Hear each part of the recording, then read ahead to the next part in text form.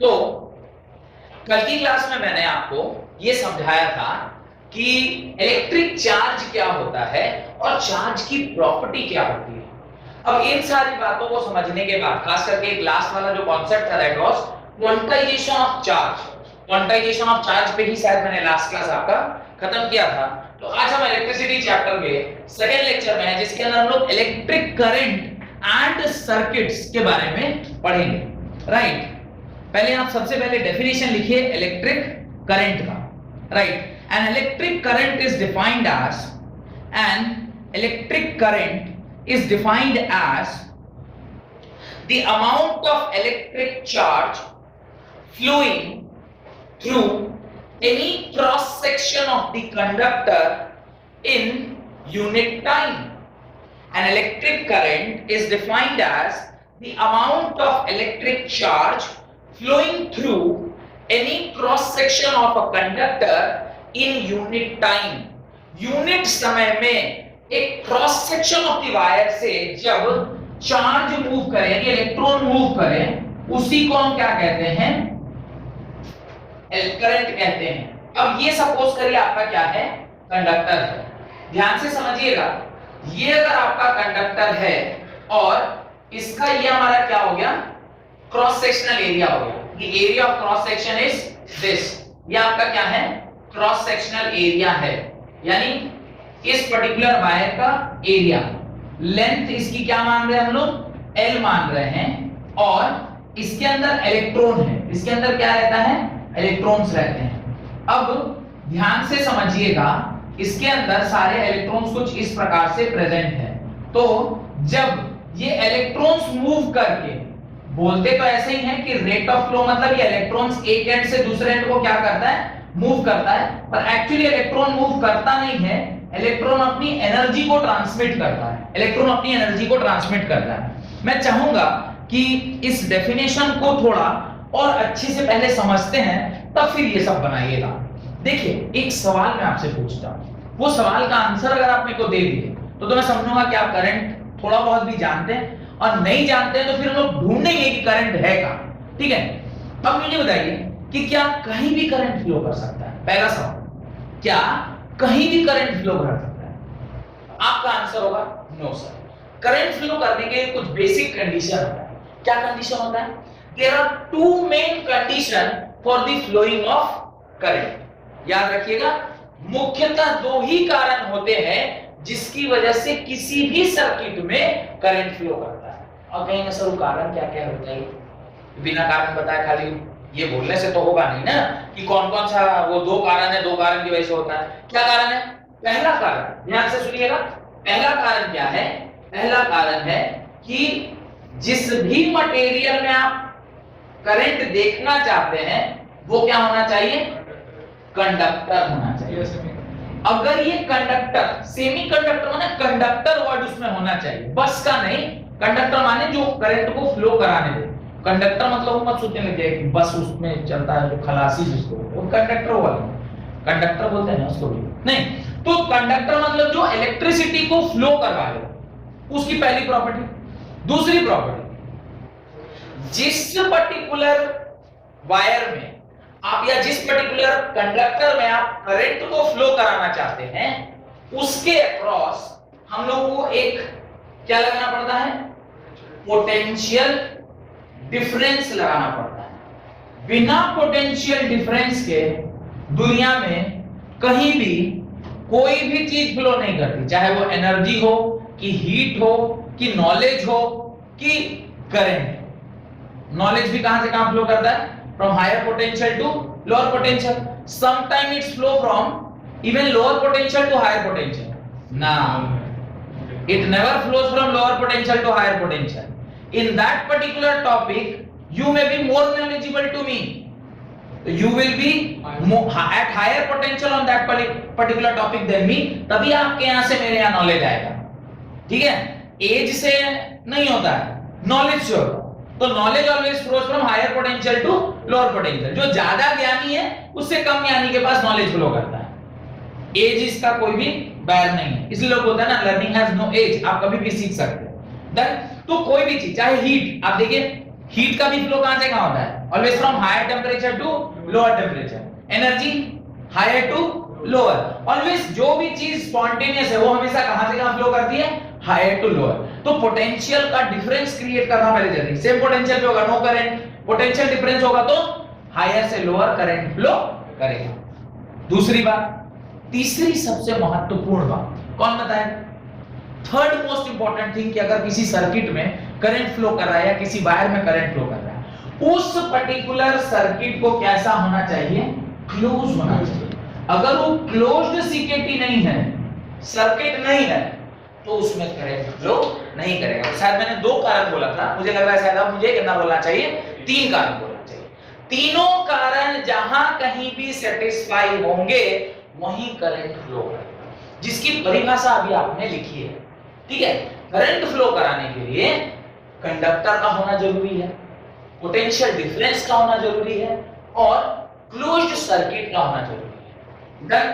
अब मेरा ये कहना है कि भाई करंट फ्लो क्यों कर रहा है वो हम जानते हैं। पोटेंशियल डिफरेंस लगाने से ऐसा क्या होता है कि उस पर्टिकुलर वायर में करंट फ्लो करने लग जा रहा है। ये एक छोटा सा लॉजिक आपको समझना चाहिए। समझते हैं? अच्छा, इसके लिए तो पहले ये समझना होगा पोटेंशियल डिफरेंस क्या है। पहले ये समझना होगा पोटेंशियल डिफरेंस क्या है। पोटेंशियल डिफरेंस समझेंगे तब समझ में आएगा कि भाई सर्किट में करंट क्यों फ्लो करता है। खैर, मैं पोटेंशियल डिफरेंस वर्ड को भली बाद में डिफाइन कर दूं, पर potential difference is the reason of flowing current. ये तो आपको मैं बोल रहा हूं तो आपको समझ में आ रहा होगा कि बिना पोटेंशियल आप बैटरी लगा कर करंट लगा सकते हैं, बैटरी के बगैर आप करंट लगा सकते हैं नहीं, बैटरी लगाइएगा तो करंट फ्लो करेगा। अब चाहे डीसी सोर्स हो तो बैटरी से चलता है और एसी सोर्स हो तो ट्रांसफार्मर से चलता है। Ultimately you have to create a difference. ठीक है, तो अभी ये समझ में आ गया कि पोटेंशियल डिफरेंस है तो करंट फ्लो करता है। अब मैं जो सवाल पूछना वो बताइए, एक वायर जो इस पर्टिकुलर सर्किट में लगा, मान लीजिए स्विच बोर्ड से लेके इस पंखे तक अगर लगा हुआ है, तो स्विच बोर्ड से उसके बीच में एक पोटेंशियल डिफरेंस है। आपने जैसे ही ऑन किया तो एक एंड उसका 220 पर होगा, 220 वोल्ट पर, क्योंकि एसी सप्लाई में एक एंड कितने पर रहता है, 220 पे, और दूसरा एंड कितने पे रहता है, 0 पे। ऐसे मैं एक एग्जांपल दे रहा हूं, सच में ऐसा होता होगा ऐसा जरूरी नहीं है, क्योंकि अभी आप अल्टरनेटिंग करंट का कॉन्सेप्ट नहीं जानते हैं। तो अल्टरनेटिंग करंट का नहीं जानते इसलिए सिर्फ एक अजम्पशन कीजिए कि एक एंड कितना पर होगा, 220 पर, और दूसरा कितना होगा, 0 पर। तो जैसे ही पोटेंशियल डिफरेंस क्रिएट हुआ, करंट फ्लो करना स्टार्ट कर गया। डन। अब मुझे बताइए कि क्या वायर में कंडक्टिविटी है या पोटेंशियल डिफरेंस में कंडक्टिविटी है? हमने बोला ना कि ये जो कंडक्टर है इसका होना बहुत जरूरी है। तो वायर कहां पड़ा हुआ है बताइए? इलेक्ट्रिक के दुकान में भी, जब आप इलेक्ट्रिसिटी जो शॉप, इलेक्ट्रिकल इक्विपमेंट्स के जो शॉप होते हैं उसके अंदर भी वायर पड़ा है, तो वो भी कंडक्टर है। बिकॉज़ आप तो जानते हैं ना, ऑल मेटल्स कंडक्ट इलेक्ट्रिसिटी, ये वर्ड आप पढ़े हुए हैं। मेटल अगर कंडक्ट करता है इलेक्ट्रिसिटी तो वायर तो वो जो सामने पिंटू भैया उनकी दुकान पे भी पड़ा है, तो पिंटू भैया की दुकान में जो वायर पड़ा वो कंडक्ट क्यों नहीं कर रहा? कैसे हो? ऐसे खींचते हैं उसको, मेजर करके आपको काट के दे देते हैं, लीजिए 10 मीटर तक। उस वायर में क्या है? पोटेंशियल डिफरेंस नहीं है। यानी पोटेंशियल डिफरेंस होना और पोटेंशियल डिफरेंस का ना होना कुछ तो ऐसा क्रिएट कर दे रहा है कि इवन इफ मैं कंडक्टर में कंडक्टिविटी को खोजने की कोशिश कर रहा हूं तो कंडक्टिविटी मुझे मिल नहीं रही। जबकि आप लोग तो बचपन से याद किए हैं, all metals are good conductor of electricity. वो कंडक्ट करता है, तो यानी वायर अगर कहीं रखा हो तो वो इलेक्ट्रिसिटी को कंडक्ट करना चाहिए, लेकिन वो कंडक्ट नहीं कर रहा है। तो पोटेंशियल डिफरेंस ऐसा क्या कर देता है वो हम लोगों को समझना चाहिए। क्या करता है समझिए। ये सारे इलेक्ट्रॉन्स इस पर्टिकुलर वायर, सपोज करिए मैं कोई भी XYZ वायर लेता हूं, और ज्यादातर जो हम लोग यूज में लेते हैं उसको क्या बोलते हैं, कॉपर वायर लेते हैं। सबसे ज्यादा जो हम लोग यूज में लेते हैं दैट इज कॉपर वायर। तो कॉपर वायर को सपोज करिए मैंने यहां पे लिया हुआ है। अब ये कॉपर वायर के इस तरह से इलेक्ट्रॉन्स हैं, ठीक है। अभी हमने पोटेंशियल डिफरेंस नहीं लगाया। पोटेंशियल डिफरेंस लगाते तो इसको क्या बोलते हैं, प्लस, और इसको क्या बोलते हैं, माइनस। लेकिन अभी हमने इसके ऊपर पोटेंशियल डिफरेंस नहीं लगाया। अगर मैं इसके ऊपर पोटेंशियल डिफरेंस नहीं लगा रहा हूं तो ध्यान से देखिएगा, ये जो इलेक्ट्रॉन है ये सपोज करिए इस दिशा में भाग रहा है, तो उसी टाइम पर ये इलेक्ट्रॉन इधर भाग रहा है, ये इधर भाग रहा है, ये इधर भाग रहा है, ये इधर भाग रहा है, ये इधर भाग रहा है। ये रैंडमली सब कहीं से कहीं भाग रहे हैं, सब रैंडमली कहीं से कहीं भाग रहे हैं। कोई उधर, कोई उधर, कोई उधर, कोई इधर, कोई इधर, कोई इस तरफ, कोई उस तरफ, कहीं कहीं सब भाग रहे हैं। ये बात समझ में आ गई? इलेक्ट्रॉन भाग क्यों रहा है? क्योंकि चूंकि वो क्या है, मेटल से निकला हुआ है और वो एक फ्री इलेक्ट्रॉन है। फ्री इलेक्ट्रॉन का कॉन्सेप्ट मैंने लास्ट क्लास में थोड़ा बहुत बोला होगा। जब चार्ज होता है तो चार्ज से यानी चार्ज फॉर्मेशन कब होता है, जब मेटल्स में से इलेक्ट्रॉन बाहर निकलते हैं। तो इलेक्ट्रॉन जब मेटल से जब इलेक्ट्रॉन बाहर निकलेगा तो वो क्या है, रैंडमली इधर उधर क्या करता है, मूव करता है। मैंने एक मूवमेंट भी लिखवाया था, ब्रोनियन मूवमेंट, कि जो इलेक्ट्रॉन रैंडमली जिगजैग मोशन में रहता है उसको क्या बोलते हैं, ब्रोनियन मूवमेंट। तो ये सब इधर उधर भाग रहा है, इधर उधर भाग रहा है। और ये आप बात कर रहे हैं किसकी, इलेक्ट्रॉन की। एक कंडक्टर में जो इलेक्ट्रॉन्स की संख्या होती है वो होती है 10 raise to the power almost 20 के ऑर्डर का। 10 रेज़ टू द पावर 20 के ऑर्डर का नंबर ऑफ इलेक्ट्रॉन उसके अंदर पाया जाता है। तो मान लीजिए 10 रेज़ का 20 उतना हुआ कि यहां से लिखना स्टार्ट करेंगे तो वहां तक जीरो हटेगा कि नहीं हटेगा, हमको बोर्ड के बाहर जाना पड़ेगा। उतना हो गया ये 10 रेज़ का 20, यानी 10 के ऊपर माने 1 के ऊपर 20 को जीरो डालें। देन इतने इलेक्ट्रॉन्स इसके अंदर प्रेजेंट है। तो एक टाइम पर हो सकता है कि 1 लाख इलेक्ट्रॉन इधर भाग रहा हो, तो उसी टाइम पर 1 लाख इलेक्ट्रॉन नीचे भी भाग रहा होगा। उसी टाइम पर 1 लाख इलेक्ट्रॉन इधर भाग रहा होगा, तो उसी टाइम पे 1 लाख इलेक्ट्रॉन इधर भी भाग रहा होगा। आपस में ये पूरा नेट क्या कर देंगे, आपस में अपने जो इंपैक्ट है उसको क्या कर देंगे, कैंसल आउट। इसलिए बाजार में रखा हुआ जो तार है उसमें करंट नहीं फ्लो करता है। There is movement of electron, moving electron produces electricity. क्या बोल रहा हूं ध्यान से समझिए, moving electron produces electricity. In this wire there is movement of electron but there is no electricity, because जो रैंडम मूवमेंट है वो आपस में एक दूसरे के इफेक्ट को क्या कर दे रहा है, कैंसल आउट। अब आपने ऐसा क्या चमत्कार किया जब आपने उसके अक्रॉस क्या लगा दिया, पोटेंशियल डिफरेंस।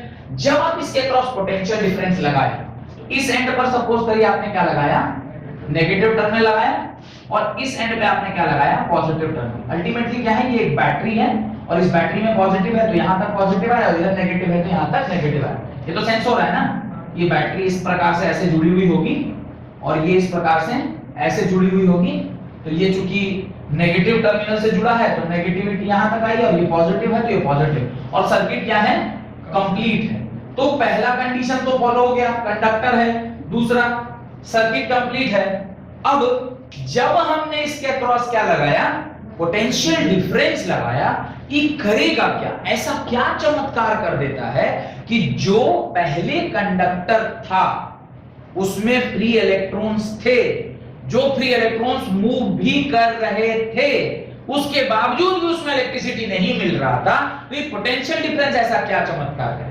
पोटेंशियल डिफरेंस क्या करता है, ये इन सारे इलेक्ट्रॉन्स को एक पर्टिकुलर दिशा में चलने के लिए प्रेरित करता है, या उसको मोटिवेट करता है, या उसको कंपेल कर देता है उस पर्टिकुलर दिशा में चलने के लिए। क्यों, ये आपका हो गया पॉजिटिव टर्मिनल, ये आपका हो गया नेगेटिव टर्मिनल। ये जो समान है उसका नाम है इलेक्ट्रॉन। इलेक्ट्रॉन को नेगेटिव टर्मिनल धक्का लगाएगा, उधर जा उधर जा। क्यों, like charges repel each other. कल हम लोगों ने इसको देखा था ना, चार्ज की फंडामेंटल प्रॉपर्टीज थी कि लाइक चार्जेस आपस में एक दूसरे को क्या करते हैं, रिपेल करते हैं, अनलाइक चार्ज आपस में एक दूसरे को क्या करते हैं, अट्रैक्ट। तो ये इलेक्ट्रॉन को ये पॉजिटिव टर्मिनल क्या बोल रहा है, आ जाओ मेरी तमन्ना। गाना सुना ना, इसमें है आ जाओ मेरी तमन्ना। ये तमन्ना को अपनी ओर क्या कर रहा है, बुला रहा है, आजा।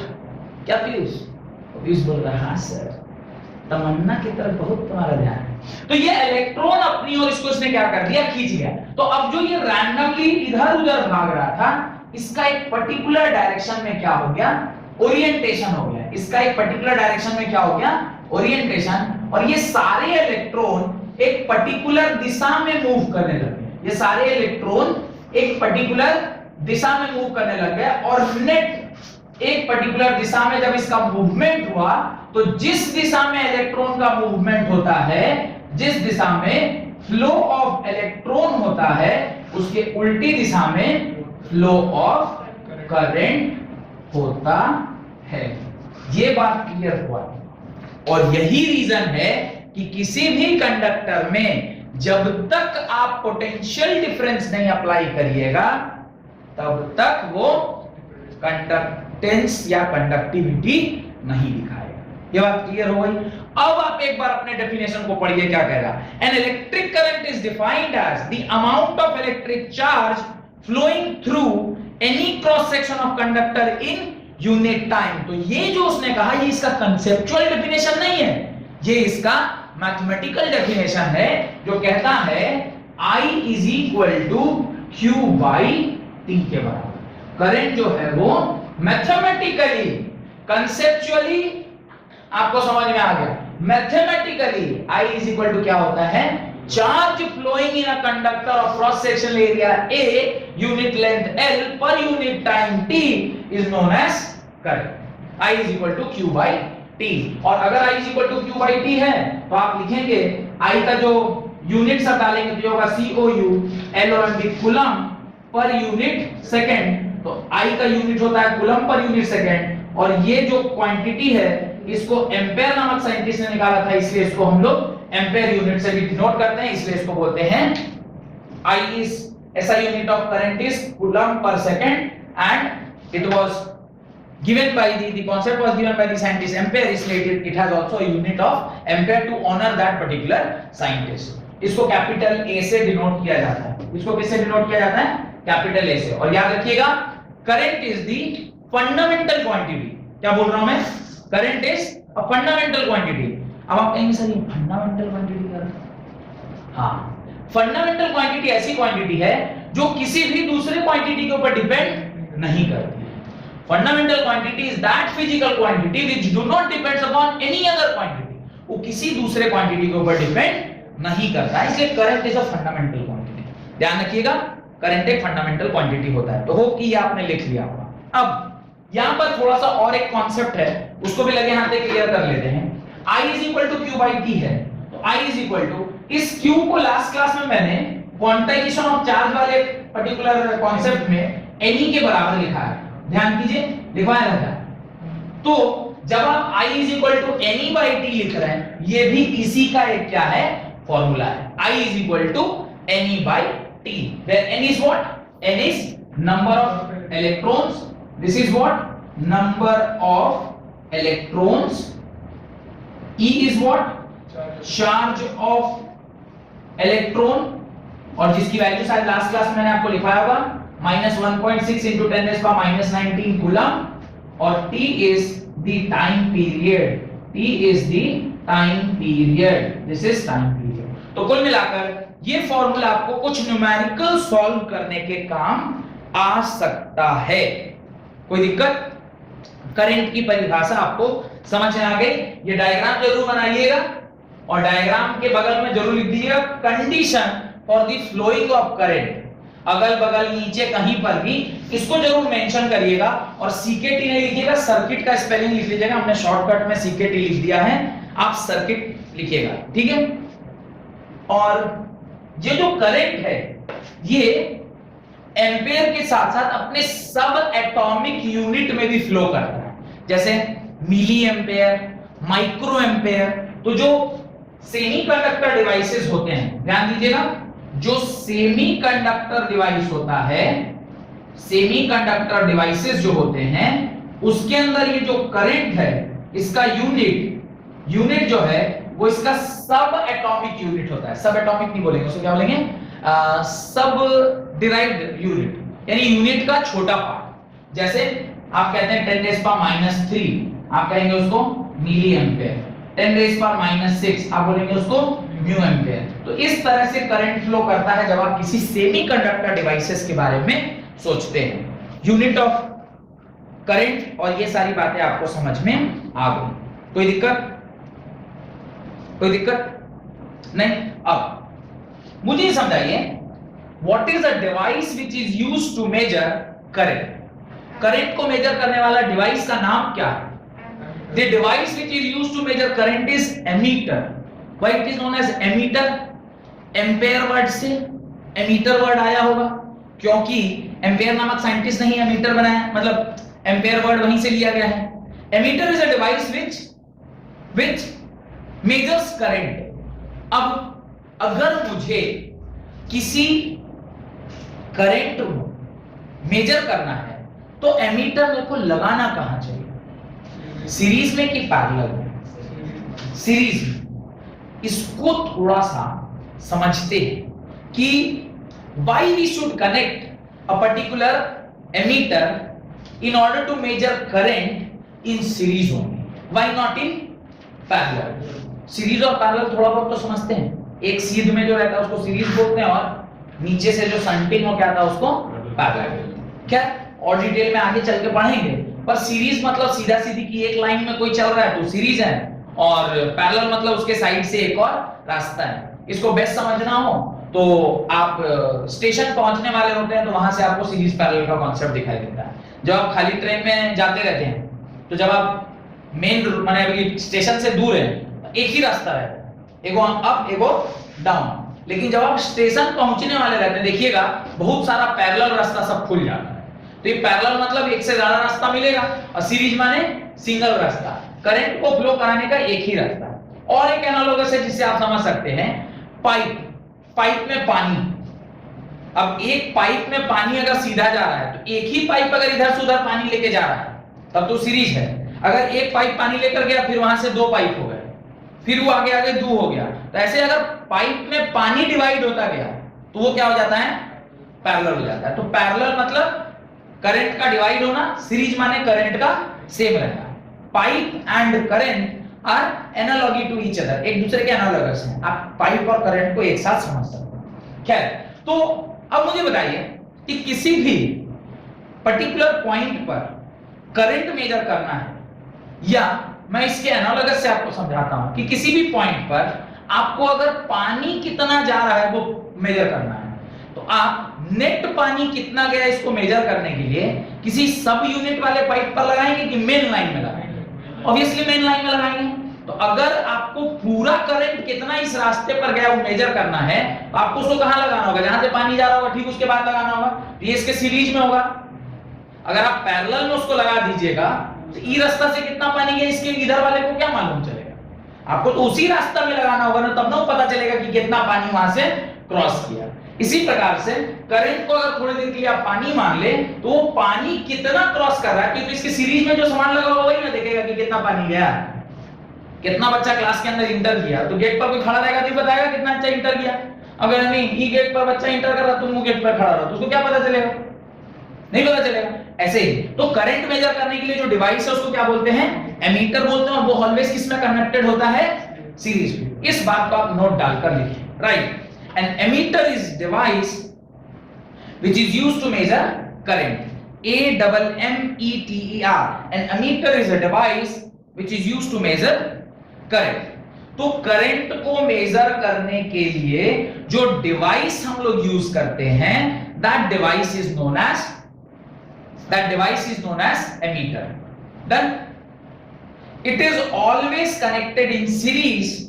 It is always connected in series in order to measure the it is always connected in series in order to measure the flow of current in that particular wire. It is always connected in series in order to measure the flow of current in that particular wire. तो उस particular wire में जो current flow कर रहा है उसको major करने के लिए आपको उसको किसमें लगाना होगा, सीरीज में ही लगाना होगा। ये कंडीशन मेरे ख्याल से आपने लिख लिया होगा। और जो कहानी हम सुनाए थे, आपको क्या लगता है कि ये मुझे आपकी कॉपी में लिखवाना चाहिए? ये जो कहानी अभी सुनाए हैं कि वो पोटेंशियल लगाएंगे तो इलेक्ट्रॉन के पहले इनिशियली रैंडम मूवमेंट रहते हैं, फिर पोटेंशियल लगाने से वो एक तरफ अलाइन हो जाते हैं और फिर फ्लो करता है, ये लिखवा दे कॉपी में कि काम चल जाएगा? जैसा सोचिए, मेरे ख्याल से चल जाना चाहिए, क्योंकि ये समझने वाली चीज थी, आप समझ गए। इसके लिए इसको लिखवाने की आवश्यकता हमको नहीं लग रहा शायद। क्या ठीक है, अगर चाहते हैं तो लिखिए, कोई ऐसा बात नहीं, लिख लीजिए। चलिए लिखिए, flow of charge inside a wire और a conductor. Flow of charge inside a wire और अ कंडक्टर। मैं झटपट में 2-3 लाइन में लिखवा देता हूं। Flow of charge inside a wire और अ कंडक्टर। पॉइंट वाइज करके लिखिए तो जल्दी दिखाएगा। पॉइंट नंबर 1 लिखिए, the conductor has many free electrons.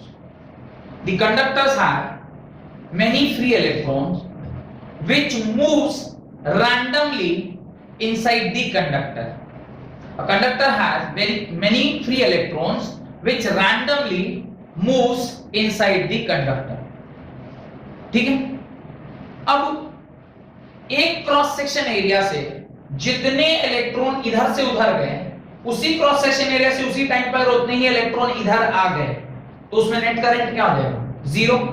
तो सेकंड पॉइंट लिखिए, when the conductor is not connected to any potential source, when the conductor is not connected to any potential source, the movement of electron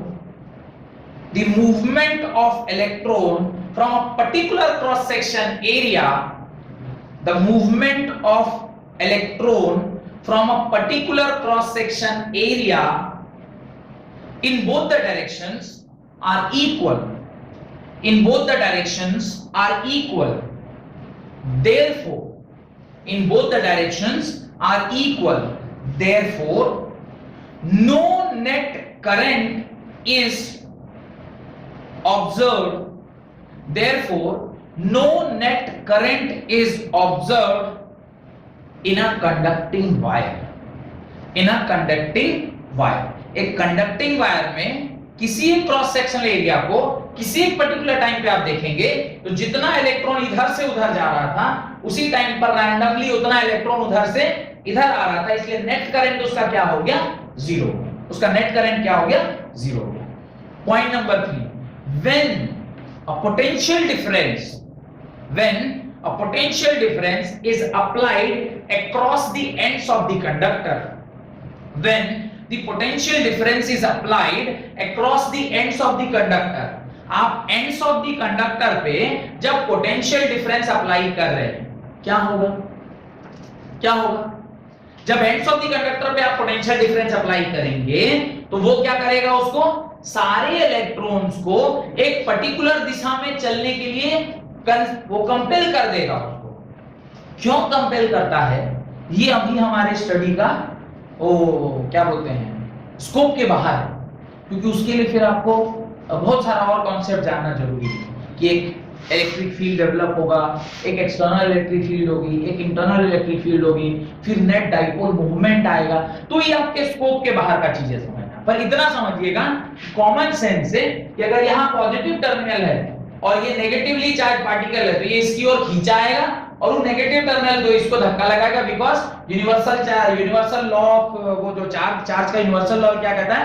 like charges repel each other, unlike charges attract each other. तो लिखे हैं आपने, when a potential difference is applied across the ends of the conductor, the electron gets oriented in such a way that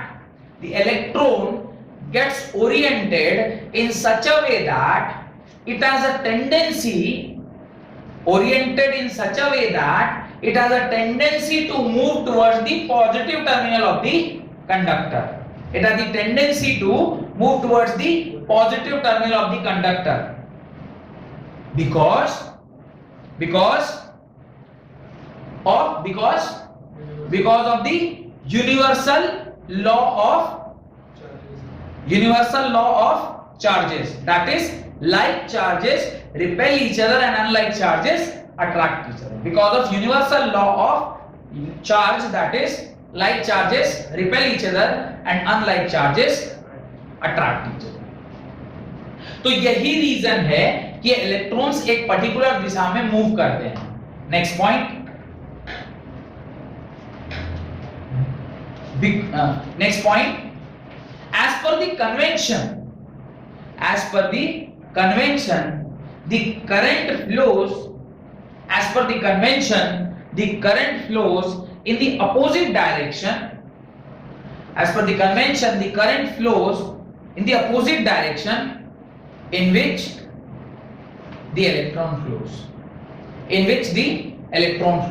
electron के flow का direction के उल्टे direction में कौन चलता है? करंट चलता है। ये बात आपको समझ में आ गई होगी। कन्वेंशन माना गया। अब ये कन्वेंशन आप कैसे समझिएगा कि सर ऐसा क्यों हो रहा है? जब आप ये समझिएगा कि बैटरी के अंदर का साइंस क्या है। अभी तो आप बैटरी के भीतर का साइंस नहीं पढ़े ना, you are reading the science outside this battery. Battery के अंदर आप क्या जान रहे हैं? Battery is a source which produces potential difference. Now you don't know what is actually happening inside the battery. Actually अंदर क्या हो रहा है? There is a separate chapter in class 12 known as electrochemistry. Class 12 में पूरा chapter है electrochemistry, जिसके अंदर पूरे लगभग 1-1.5 महीना मैं यही पढ़ाता हूं कि इसके अंदर क्या चल रहा है। तो अब सोचिए कि उसके अंदर पढ़ने के लिए आपको 1 महीने का समय लगता है क्लास 12 में, यानी 12 लेक्चर, तो तुरंत से नहीं बताया जा सकता है। इसलिए मैंने थोड़ा सोच के बोला कि एज पर कन्वेंशन बोल दिया, क्योंकि वो हम समझा नहीं पाएंगे।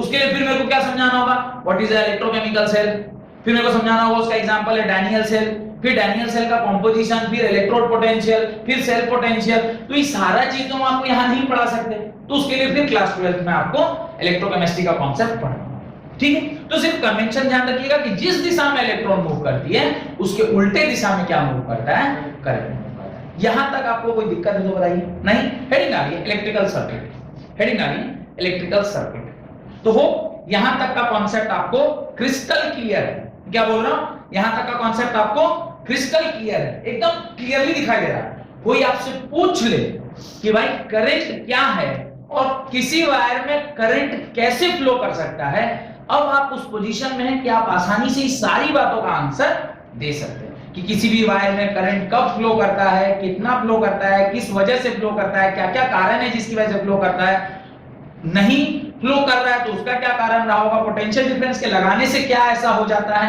तमाम तरह की बातें अब आप आंसर करने के पोजीशन पे हैं। खैर, पोटेंशियल डिफरेंस क्या होता है ये अभी हम आपको नहीं बताएं। हमने कहा पोटेंशियल डिफरेंस के लगाने से करंट फ्लो करता है। एक टॉपिक आएगा व्हाट इज पोटेंशियल, फिर एक टॉपिक आएगा व्हाट इज पोटेंशियल डिफरेंस, इसी क्लास में आगे चल के मैं आपको पढ़ाऊंगा। आगे लिखिए इलेक्ट्रिकल सर्किट। इलेक्ट्रिकल सर्किट क्या है? आज हमने हेडिंग यही डाला था। क्या हेडिंग डाला था? Electric current and circuit. तो इलेक्ट्रिक करंट वाला पार्ट खत्म हो गया, अब इलेक्ट्रिक सर्किट वाला पार्ट है। इलेक्ट्रिक सर्किट किसको बोलते हैं? व्हेन डिफरेंट, लिखना नहीं, when different elements of electrical जो अप्लायंसेस है उसको जब हम एक क्लोज्ड पाथ में लगाते हैं आइदर इन सीरीज और इन पैरेलल, तो उसी को हम क्या बोलते हैं? Electrical circuit. अब आप इलेक्ट्रिकल अप्लायंसेस है, बल्ब है, बैटरी है, स्विच है, आपके वोल्ट मीटर है, एमीटर है, इन सबको जब आप उसके एग्जैक्ट पोजीशन में जो जहां लगना चाहिए वहां पर अगर उसको लगा दिए तो ही ना उसको हम बोलेंगे कि वहां पे जो इलेक्ट्रिकल सर्किट फॉर्म हो। देखिए, an electric circuit is a closed conducting path, an electrical circuit is a closed conducting path containing, an electrical circuit is a closed containing path containing closed conducting path containing a source of electrical energy, a source of electrical energy, bracket में क्या लिखिएगा? Cell और battery. Bracket में लिखिएगा cell और battery. What is the difference between a cell और a battery? Battery is a combination of cell. Excellent answer. Battery is a combination of cell.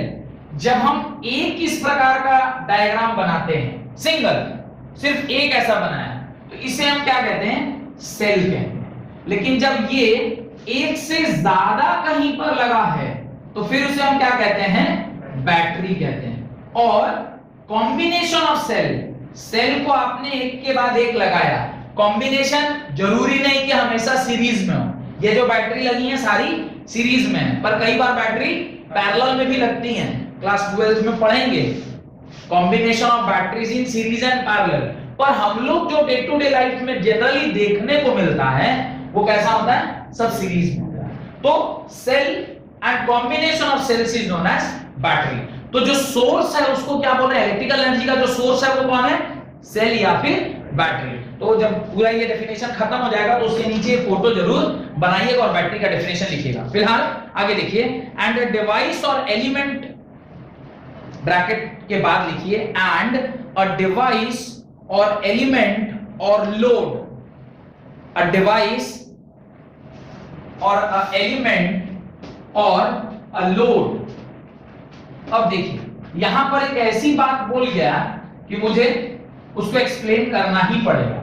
कहना है कि उस पर्टिकुलर सोर्स के साथ हमने क्या लगाया, एक एलिमेंट लगाया, या फिर उसी को क्या बोल रहे हैं, एक डिवाइस बोल रहे हैं, या उसी को क्या बोल रहे हैं, एक लोड बोल रहे हैं। डिवाइस आप समझ जाइए, डिवाइस माने कोई भी चीज, बल्ब, पंखा, दिस दैट, उसको डिवाइस बोलते हैं। उसी को एलिमेंट ऑफ सर्किट भी बोलेंगे, क्योंकि सर्किट में जो लगा है उसका एक एलिमेंट है, इसलिए उसको हम एलिमेंट ऑफ सर्किट भी बोलते हैं। तो डिवाइस और एलिमेंट ऑफ सर्किट ही समझ में आ गया। लेकिन उसको लोड क्यों? तीसरा जो पॉइंट है कि भाई हम ये जो बल्ब है या पंखा है या एसी है या जो कुछ भी चल रहा है, why we are telling that particular device as load, LOAD, उसको लोड क्यों बोलते हैं? कोई बताएगा? why it is called as load? उसी को मतलब it is using the electrical energy. Actually electrical energy वो यूज कर रहा है। क्यों? जो पोटेंशियल आप अप्लाई किए हैं वो पोटेंशियल को क्या करा देता है, ड्रॉप करा देता है। एक जगह से जब आप दूसरी जगह जा रहे हैं, याद रखिएगा सीरीज में ऐसा होता है, जब एक एंड से दूसरे एंड पर आप जाएंगे तो इस तरफ अगर फलाना पोटेंशियल है तो उस तरफ वाला पोटेंशियल इस फलाने पोटेंशियल से कुछ ना कुछ तो क्या होगा, कम होगा, क्योंकि लोड क्या करता है, कुछ पोटेंशियल को रिड्यूस कर देता है। तो लोड माने कुछ भारीपन जो उसके कुछ एनर्जी को क्या कर जा रहा है, कंज्यूम कर जा रहा है। बात समझ आ रही है? और अल्टीमेटली लोड का काम होता है to consume power. This is load, that's why it is consuming power. Bulb is a load, that why it is consuming power. AC is a load, that why it is consuming power. ऐसा कोई भी चीज जो load है वो power को consume करेगा। आपके मन में डाउट होना चाहिए, सर क्या वायर भी पावर को कंज्यूम करता है? यस, वायर भी पावर को कंज्यूम करता है, पर वायर का जो रेजिस्टेंस है वो बहुत कम होता है, इसलिए उसके करस्पॉन्डिंगली जो उसका पावर लॉस है वो काफी कम होता है। बात समझना है? जो पावर को कंज्यूम करता है वो काफी कम करता है। लेकिन अगर मैं इस पंखे की बात करूं, काफी ज्यादा रेजिस्टेंस इसके पास है, अगर इसका रेजिस्टेंस ज्यादा है तो ये ज्यादा पावर कंज्यूम करेगा, और ज्यादा पावर कंज्यूम करेगा तो बड़ा लोड है। जैसे जैसे आप वॉटेज बढ़ाते हैं, क्या मैं बोल रहा हूं, वर्ड क्या यूज किया, wattage, WATT, what, what is the unit of power. जैसे जैसे आप किसी भी डिवाइस का वॉट बढ़ाते हैं, वॉटेज बढ़ाते हैं, उसका पावर कंजम्पशन बढ़ जाता है। एक फैन 60 वॉट कंज्यूम करता है। एक बल्ब, पहले के जो बल्ब हुआ करते थे, आप याद करिए जब आप खरीदने जाते हो तो आप क्या बोलते हैं, भैया 50 वाट का बल्ब दीजिए, भैया 90 वाट का बल्ब दीजिए, भैया 100 वाट का बल्ब दीजिए। अभी जो आप जाते हैं खरीदने क्या बोलते हैं, 9 वाट का एलईडी दीजिए, या 12 वोल्ट का एलईडी दीजिए, या फिर 18 वाट का एलईडी दीजिए। Now the voltage has reduced because of LED bulbs. जो आप सेमीकंडक्टर डिवाइसेस एलईडी यूज कर रहे हैं उसका कंजम्पशन काफी कम होता है। अल्टीमेटली लोड आपने रिड्यूस किया, लोड रिड्यूस किया तो आपकी इलेक्ट्रिसिटी की बिल भी क्या होने लगी, कम आने लगी। खैर उस बारे में हम लोग और आगे डिस्कस करेंगे। तो याद रखिएगा, डिवाइस, एलिमेंट, लोड, रेजिस्टेंस, सब के सब एक ही चीज है। डन। आगे देखें, utilizing the electrical energy, utilizing the electrical energy, load utilizing the electrical energy, वो पूरा कंटिन्यूएशन में utilizing the electrical energy, full stop. तो अब हम लोग इसकी जगह पे क्या बना रहे हैं, डायग्राम बना रहे हैं। वो डायग्राम क्या है, देखिए इस प्रकार से मैं क्या बना रहा हूं, यहाँ पे एक बल्ब बनाया है, ये बल्ब है। इस बल्ब के अक्रॉस जब मुझे करंट को मेजर करना है तो मैंने जो करंट यहां से आ रहा था उसी के सामने एमीटर लगाया, ये इसको क्या कर लिया, इसका जो वैल्यू ऑफ करंट है उसको मेजर कर लिया।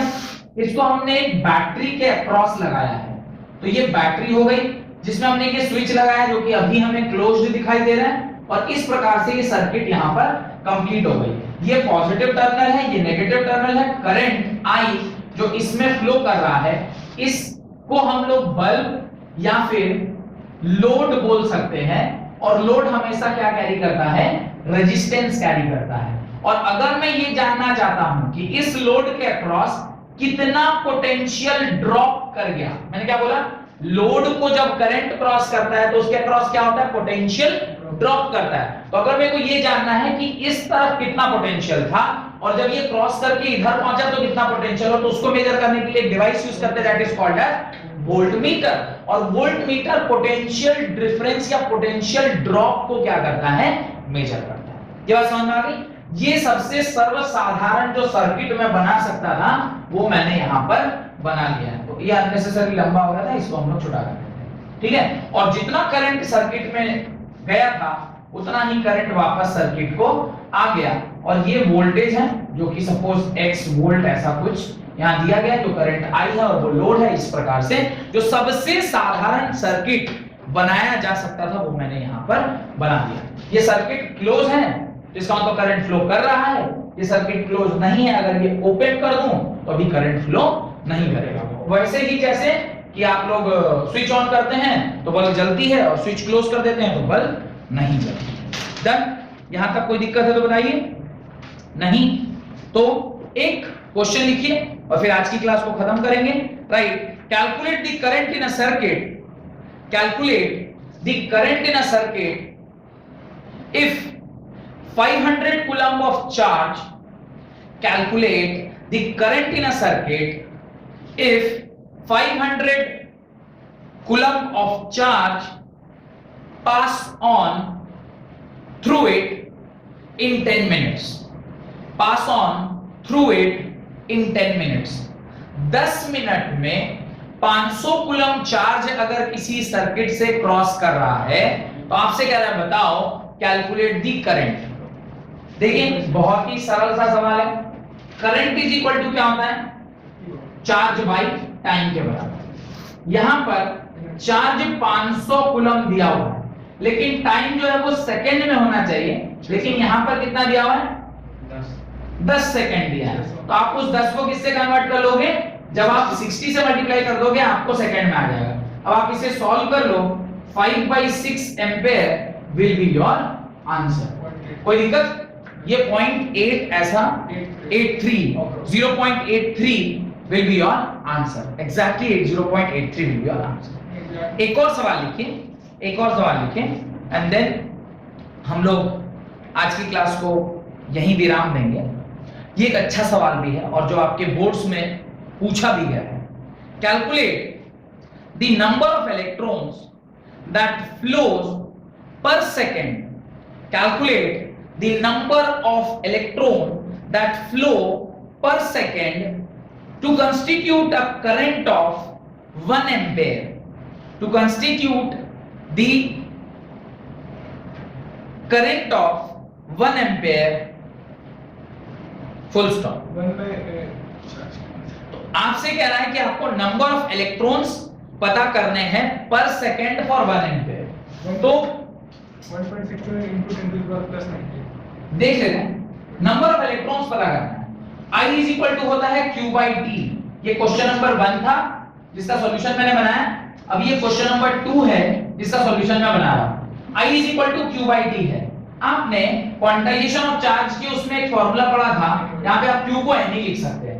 मुझे क्या जरूरत पड़ गई N ही लिखने की? क्योंकि सवाल में उसने मेरे से पूछा है नंबर ऑफ चार्ज। तो नंबर ऑफ चार्ज तो भाई जब तक हम लिखेंगे नहीं फॉर्मूले में तो निकालेंगे कैसे? अब उसने कहा 1 एम्पेयर करंट फ्लो कर रहा है, ठीक है, n आपको निकालना है। चार्ज ऑफ इलेक्ट्रॉन होता है 1.6 into 10 raised power minus 19 whole divided by 1 second. कोई दिक्कत? n is equal to 1 upon 1.6 into 10 raised power minus 19। जब आप इसे सॉल्व करिएगा तो 1 upon 1.6 होता है 6.25 या 0.625। तो 0.625 को आप सॉल्व करिएगा तो आएगा 6.25 into 10 raised power 18। और ये आपका जो कि सिंपल नंबर रहेगा क्योंकि ये नंबर है, आप यहां लिख सकते हो नंबर ऑफ इलेक्ट्रॉन। ध्यान करिए, अभी थोड़ी देर पहले मैंने आपको बताया था कि किसी भी कॉपर वायर में जो नंबर ऑफ इलेक्ट्रॉन्स हैं वो किस ऑर्डर के होते हैं? 10 raised to the power 20 के ऑर्डर का। कॉपर एक बहुत अच्छा कंडक्टर होता है, इसलिए उसके अंदर जो चार्ज है वो जो नंबर ऑफ इलेक्ट्रॉन्स है वो कितना है? 10 raised power 20। और आपका जो आंसर है वो कितने का है? 10 raised power 18 के ऑर्डर का। 18 19 20 100 का डिफरेंस है, बहुत ज्यादा डिफरेंस नहीं है। तो 18 19 20 इस तरह का आपको नंबर ऑफ इलेक्ट्रॉन्स, और 10 raised power 18 का मतलब समझ रहे हैं? इस एंड से लिखेंगे तो उस एंड तक जाएगा। एक मोल के आसपास आ रहा है 6.022 into 10 raised power 23। कुछ ही उससे कम है, माने 2-3 यूनिट कम है, पर लगभग उसी के बराबर का ही है। तो इतना नंबर ऑफ इलेक्ट्रॉन प्रेजेंट होता है कब? जब आप 1 सेकंड में 1 एम्पेयर करंट किसी भी कंडक्टर में क्रॉस कराते हैं। ठीक है, होप कि यहां तक आपको समझ में आया। अगली क्लास में हम लोग पोटेंशियल एंड पोटेंशियल डिफरेंस का कॉन्सेप्ट समझते हैं। अगर मेरे वीडियोस आपको अच्छे लग रहे हैं तो प्लीज इसे लाइक करिए, अपने दोस्तों के साथ शेयर करिए, और अगर मेरे चैनल को नए हैं तो प्लीज इसे सब्सक्राइब करिए। बहुत बहुत धन्यवाद।